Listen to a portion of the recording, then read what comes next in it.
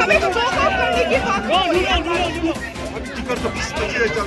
ये ईद के लिए नहीं छोड़ रहा था, ये तो बड़ा शर्म की बात है भाई, ईद के लोगों को नहीं छोड़ रहा।